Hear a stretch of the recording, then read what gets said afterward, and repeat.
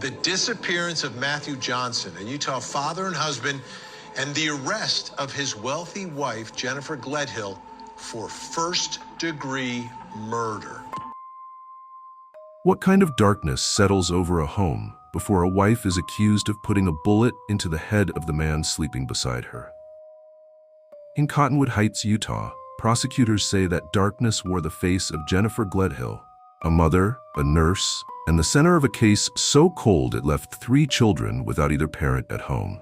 Behind the polished walls of an expensive house, investigators would later allege there was blood beneath a bed, bleach on a bedroom wall, a body dragged through the night, and a shallow grave still hidden from the world. Then came the late-night conversation, recorded after 11:47, where words allegedly slipped out that investigators say revealed far more than panic. This is not rumor. It is a documented case built from charging records, police affidavits, and courtroom revelations. And what those records suggest is deeply horrifying to confront today. Stay with me, because the official record behind this case is even more disturbing than the headlines. The details are heartbreaking. The allegations are brutal. And by the end, you will understand how the image of an ordinary family allegedly concealed a horrifying act of violence.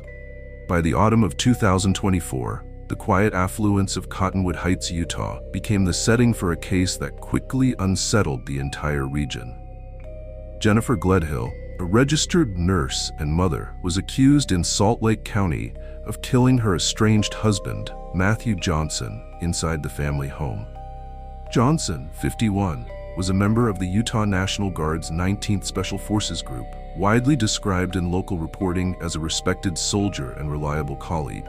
Prosecutors later said the investigation began after the Guard reported that he had not returned to work, and only days later, Gledhill herself contacted police to report him missing. The official account presented by investigators is what transformed a missing person report into an alleged domestic homicide. According to the Salt Lake County District Attorney, Gledhill told police that after an argument on September 20th, Johnson said he would be gone for a week. But investigators say a man involved in an extramarital affair with Gledhill came forward and reported that she had confessed to shooting Johnson while he slept on September 21st. Charging records allege that she then moved his body, destroyed his phone, hid his truck, and buried him in a shallow grave in an unknown northern location. According to court reporting, his body has still not been found. That is the historical frame of this case. Not a legend, not internet gossip, but an active criminal prosecution shaped by affidavits, court hearings, and local investigative journalism. The principal sources for this documentary are the Salt Lake County District Attorney's charging announcement and filed information, supported by reporting from KSL on hearings, evidence, and the trial schedule. Together, they reveal a story in which the image of family stability allegedly concealed resentment, deception, and catastrophic violence. But the official timeline only becomes more disturbing from there. Investigators say this was not a frantic act followed by immediate surrender. Instead, court records describe hours of concealment, a lover drawn into the aftermath, a missing body, and children sleeping in a house prosecutors believe had already become a crime scene. And as hearings moved forward, another shadow emerged around the case. Questions about who may have helped clean, hide, or keep silent after Matthew Johnson vanished that night. According to prosecutors, the break in the case came not from a hidden camera or a dramatic police raid, but from a man Jennifer Gledhill had allegedly been seeing behind her husband's back. Investigators say he told them she arrived at his home shortly after midnight on September 21st, 2024, distraught but startlingly specific. In court records summarized by local reporting, she allegedly said she had shot Matthew Johnson as he slept after he confronted her about the affair and threatened divorce.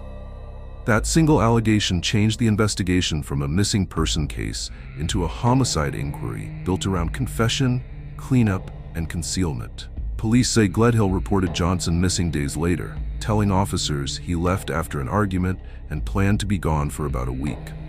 But prosecutors say the evidence pointed elsewhere. Johnson had not returned to his duties with the Utah National Guard, and those who knew him reportedly found that absence deeply unusual. To investigators, the contrast was chilling. A respected Green Beret disappears, a family home remains standing in silence. And behind that silence, authorities allege the truth had already been buried with remarkable speed and determination. As detectives pulled at that thread, the physical evidence described in charging documents added a grim texture to the accusations. Prosecutors allege that blood, believed to be from an adult male, was found on bedroom carpeting, and that parts of the wall appeared to have been cleaned with bleach. Court records also allege that a mattress was replaced almost immediately after Johnson vanished. None of that, by itself, tells a complete story.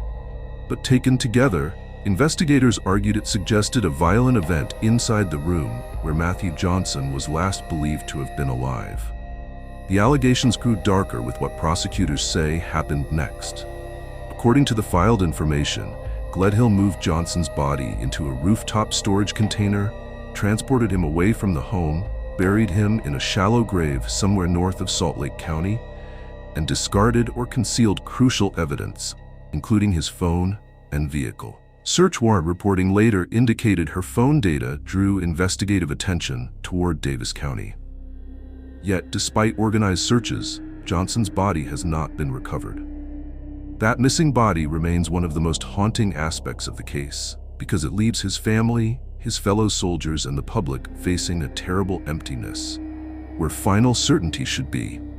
One of the most unsettling details in the public record is not only the alleged confession itself, but the way prosecutors say it was preserved. Reporting on the case says investigators obtained text messages and a recorded call connected to the man authorities describe as Gledhill's affair partner. In that material, prosecutors argue there were statements and exchanges that supported his account and strengthened the theory that Johnson had been killed inside the home. For a jury, if the case reaches that stage, such evidence may matter because it is not presented as rumor passed from one stranger to another, but as communication allegedly tied directly to the accused woman. Yet there is another layer of cruelty beneath the procedural language. Matthew Johnson was not, in the public record, described as a man who vanished on the margins of society. He was a soldier, a father, and by multiple local accounts, a dependable presence in his unit. That is part of what gives this case such emotional force. The prosecution narrative does not describe a spontaneous disappearance. Instead, it describes the alleged erasure of a human being from his own household, followed by a performance of normalcy, while children, relatives, colleagues, and friends were left searching for answers that authorities say Jennifer Gledhill already knew. The investigation widened further when suspicion turned toward possible help after the killing. In October of 2024, Jennifer Gledhill's parents were arrested and accused of obstruction of justice. Prosecutors alleged they assisted with cleanup efforts after learning what had happened, an accusation that pushed the case from alleged intimate partner murder into the broader territory of family concealment. For observers, that development deepened the horror. A killing allegation is one thing.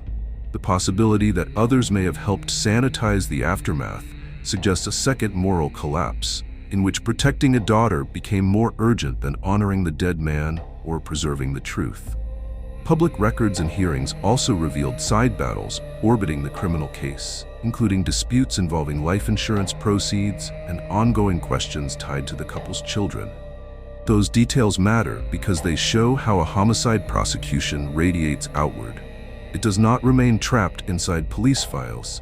It enters probate concerns, guardianship realities, and the emotional lives of surviving relatives. Even before a verdict, the consequences become structural. A home becomes evidence, savings become contested, children become the silent center of adult decisions, and through it all, the central wound remains unchanged. Matthew Johnson has still not been brought home. By early 2025, a judge had found enough evidence for Jennifer Gledhill to stand trial, and she had pleaded not guilty. Reporting in January of 2026 said the case was moving toward a potential jury trial in June, even as major obstacles remained for prosecutors, especially the absence of both a recovered body and a murder weapon. That posture is important. It reminds us that this story stands at the intersection of accusation and proof. The allegations are devastating, but the legal process is still responsible for testing every one of them in open court. Still, even at this stage, the record already sketches a profoundly disturbing portrait. Prosecutors say a decorated soldier was killed in his sleep. They say his body was hidden, his disappearance was staged, and a lie was carefully maintained while loved ones searched for him. They say the betrayal began before the gunshot, inside an affair, and continued afterward through concealment. Whether a jury ultimately accepts that narrative in full will be decided later. But the emotional truth of the case is already plain. If the prosecution is right, then this was not only an alleged murder.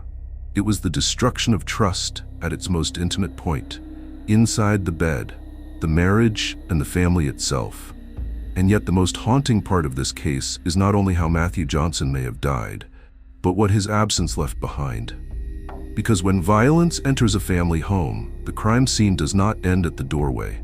It follows the children, the parents, and the memory of the dead.